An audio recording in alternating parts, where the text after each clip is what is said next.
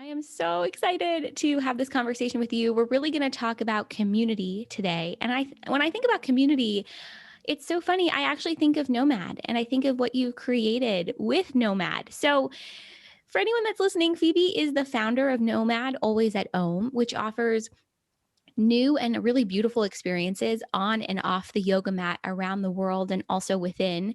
And I would just love it, Phoebe, if we could start. Where did this inspiration for Nomad come from? Because you focus so beautifully on community. I think that would be a really wonderful, wonderful place to start.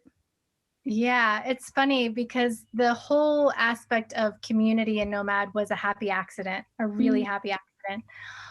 Where it came from, and I think I shared this in our interview before for Seek the Joy, was simply I was going through a huge transition in my life, going through the death of my father and a divorce, and knew that I wanted to do something new in the realm of yoga. And I also had this dream of traveling a lot more. So that was the initial seed, was to plant the seed of building yoga retreats and to travel. And so when I came up with this idea, I was actually taking some time in Costa Rica and traveling around there and kind of looking at properties. And I knew, okay, I have this idea, but I need to go and build a community to be able to have a following to travel with me. So I went back to the Hudson Valley in New York. That's where I was living prior. And I started to teach at all of the yoga studios that I was teaching at before. Mm-hmm. And there was actually a lot of drama in the yoga world. And started to call me Switzerland. They said, you have this organization, a yoga organization that's not a yoga studio. You teach at all these studios. We need something to bring the community together. Hmm. And so I thought, summer, I think this was maybe March or April. And so summer solstice is a big sort of holiday, if you will, that a lot of yoga events are geared around. And so I Yeah. thought, well, what if we offer a summer solstice event where we bring all of the studios together? And so that's what we did. We had, I think that first year was 12 yoga studios in the Hudson Valley area. And we had three different locations. So the Hudson Valley is along the Hudson River, Mm-hmm. and we had three different locations along the river: Poughkeepsie, Beacon, and then down in Westchester County. Excuse me. And we had over 100 people, despite that it was Father's Day as well as the summer solstice. And there was a huge thunderstorm right before, like 10 minutes before it was supposed to start. But we still had all these beautiful people come out.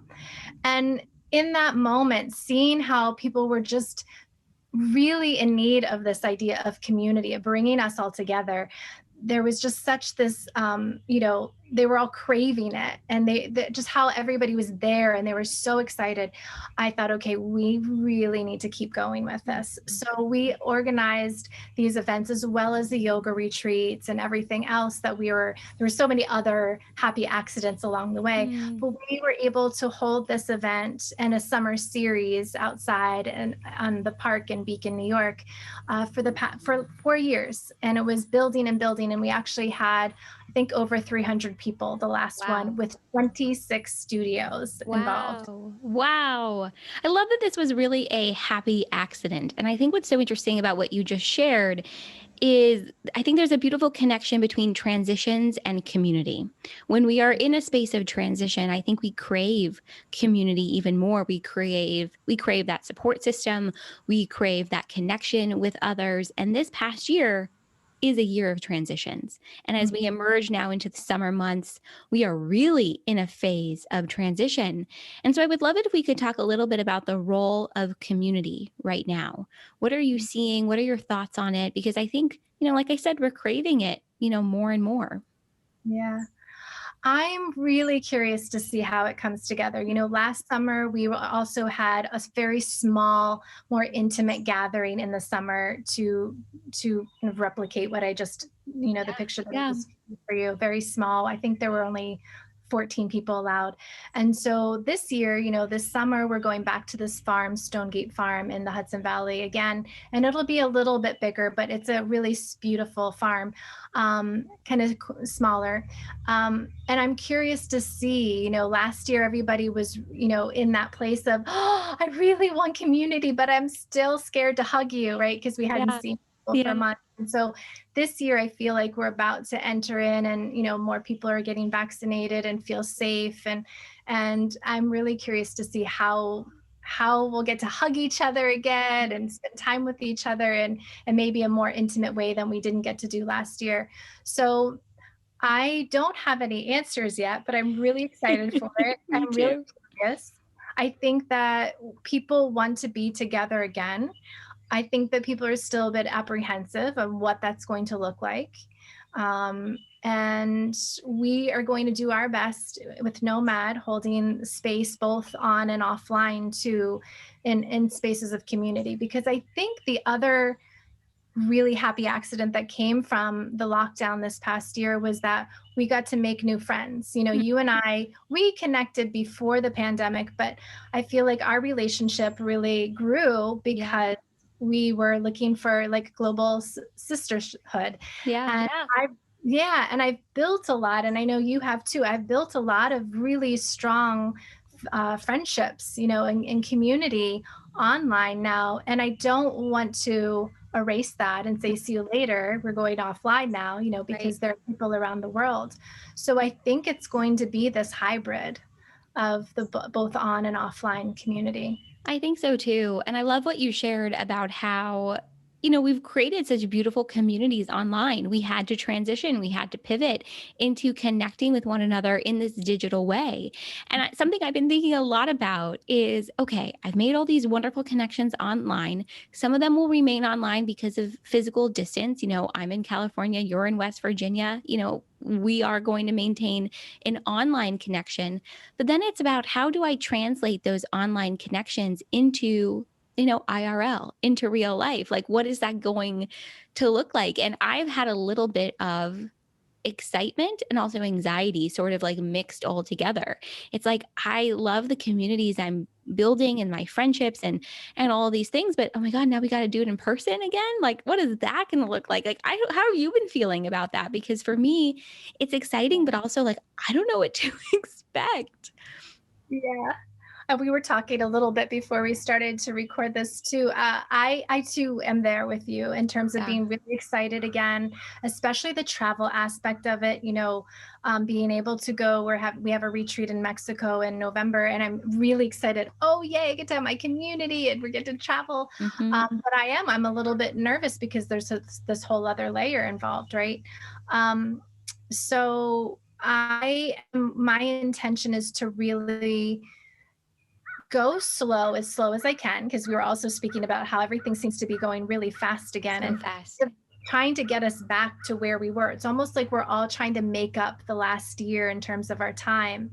And so I'm doing my best to go slow and very intentional and how I'm going to reintegrate in person. Hmm. Again, just me personally, but then also how are we going to do that with Nomad too? And so I think that the retreats will be big again, because I do want to be able to bring my global friends together and give them opportunity to come together in person. But then also, again, like I said, be able to stay connected online. Hmm. I love Yeah. this tip that you essentially just shared about just moving slow as we begin to gather in community again in person.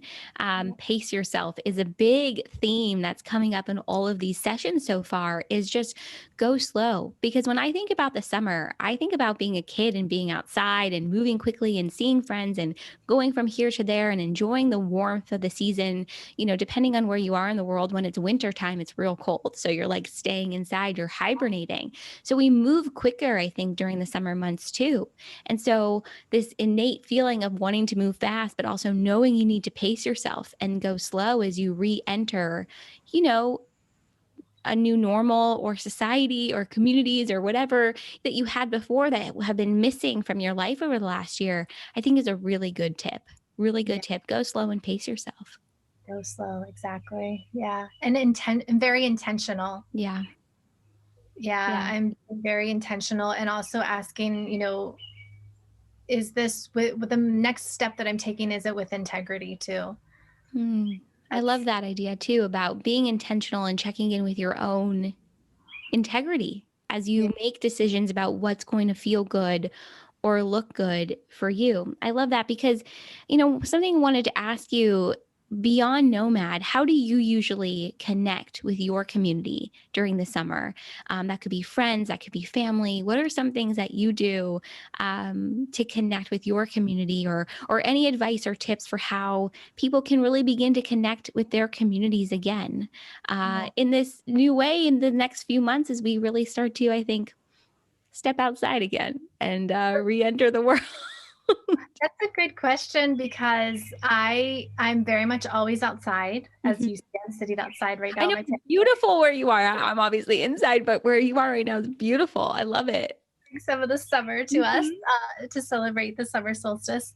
So a lot of it's based outside, and the other layer that I wanted to, the other piece of what we offer at Nomad in person was we were doing a lot of hikes and yoga. Mm. So we're in the Hudson Valley. It's a very beautiful place, and that came from me just wanting to go for a hike and also feeling like, oh, I'm adventurous and I can go by myself, but I love to be with my friends. Mhm. And I thought, why don't we just sort of do a little bit of both, get to be with my friends, teach a little yoga. And then it turned into this really beautiful, again, another community event. So it's funny that you asked me that because everything that I end up doing personally, it ends up turning into Nomad I love too. it. I A love lot it. of friends Mhm. are involved with Nomad, whether they are facilitators, teachers, or also just participants. Hmm. So I'll spend a lot of time outside again. Uh, Being in a new place in West Virginia now, I don't have a community, an in person community. So I will be building that in new ways. Hmm. So, my tip, and this is what I'm going to be doing, so anybody who's looking for that, is to look at, things that you like to do that maybe your immediate friend group, they don't necessarily like. If you like to go for a hike, why don't you look up the meetups? That's a great app, meetups, to see, if there's a hike that you can go to and meet new friends there, or a yoga studio. I think a lot, I'm just kind of stayed in this world, right? Mhm.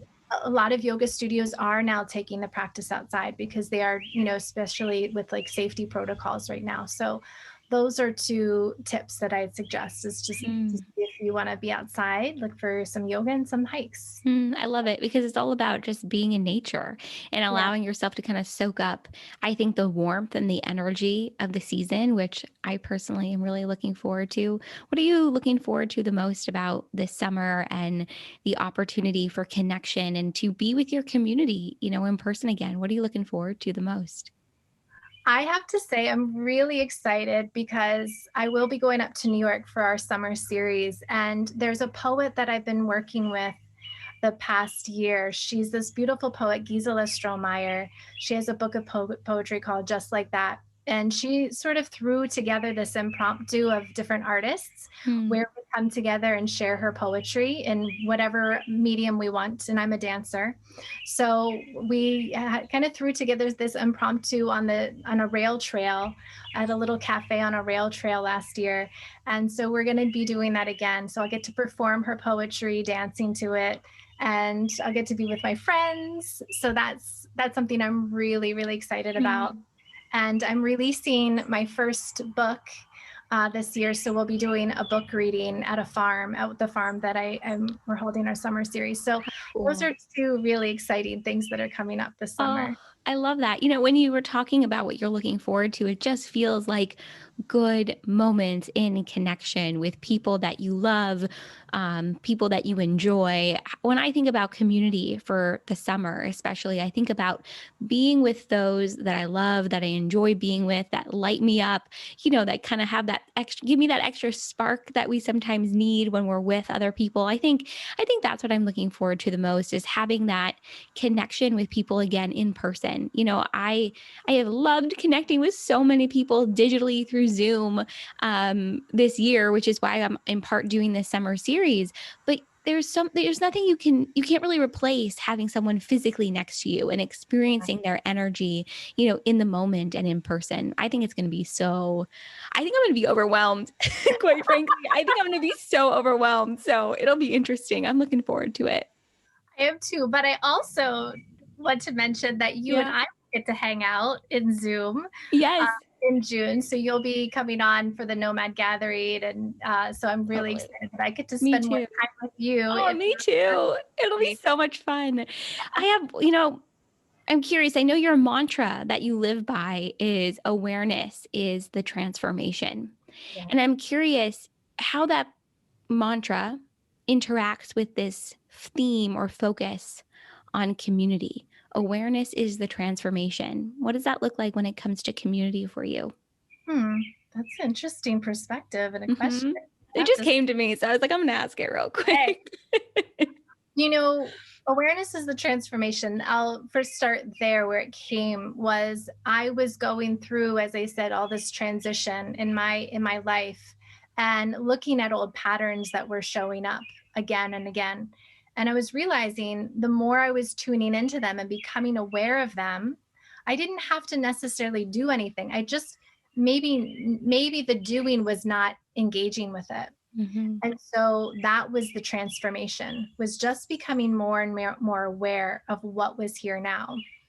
Um, and to bring it to community, I find that when I was in that kind of disentanglement from the old patterns, there were some people that were in my life that maybe weren't aligned with me anymore. Maybe I was moving forward and they were still standing still, or they were just going in a different path. So there was a little bit of this disentanglement from some friendships and relationships.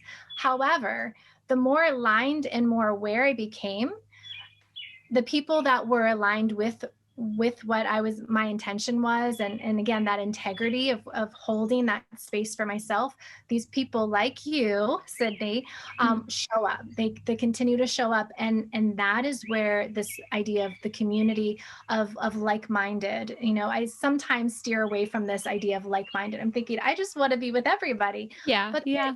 this space of I want to hold that space and with my arms wide open to who is ready for what I have to offer this world. So Mm.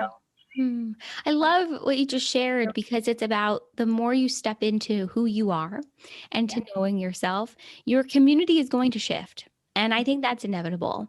But yeah, what a beautiful thing, too, that it's going to shift. Of course, there's loss and we grieve that loss. And I mean, I certainly have had so many moments like that in my life, and it sounds like you have too. But yes, what a beautiful opportunity to step into a community that understands you, knows you, serves where you are in this moment. And I think a lot of us are probably feeling this way. We've changed a lot in the last year. There have been a lot of changes on a global level, but also on an individual and personal level. So knowing, yeah, your community right now might look a little bit different. But I think what you just shared is should I hope it's comforting because it's comforting to me to know that yeah things have shifted, but you know what, you will find your people, and your advice about hikes and nature and yoga and just I think it's about gravitating towards what you love, picking an activity and going to it and seeing who you're going to meet and just being open in the moment. I yeah. love what you shared. It's so good. Oh, thank you. And when you were speaking, I was just thinking, on some of the retreats that we've offered, we most of the people that come have been, in relationship with me in some way. They were my student or friend, or they knew me in some way. But then Mhm. there's always like one or two people, usually women, who decide, don't know anything about this woman or anything about this retreat. I'm just going and signing up. Love And it. by the end of the retreat, they're part of the family. And Mm. and that's what I love, because they're usually in some sort of transition, whether it's being a divorce or they're going through some sort of loss, in career path. And then all of a sudden, they don't feel like they have this community. And then they get to come on this retreat and realize, oh, I have family. It's a lot Beautiful. of fun to witness that Oh, and be part of it. it just goes back to what you were saying at the very beginning that within transition is a beautiful opportunity for community, really. And so if you're in a state of transition, just trusting and knowing that community will come from it, community will shift as a result of it. But when you step into that sense of community and that sense of connection, it just opens you up in a just even more profound way. I love this. I love this. This has been so wonderful. Thank you for joining me for this Seek the Joy summer series to talk all about the power and the role of community. So, Phoebe, tell us where we can connect with you, connect with Nomad, and then also share with us the beautiful offering that you're giving for Seek the Joy summer attendees. Okay. Oh, that's a lot. Okay, so if I It is a lot.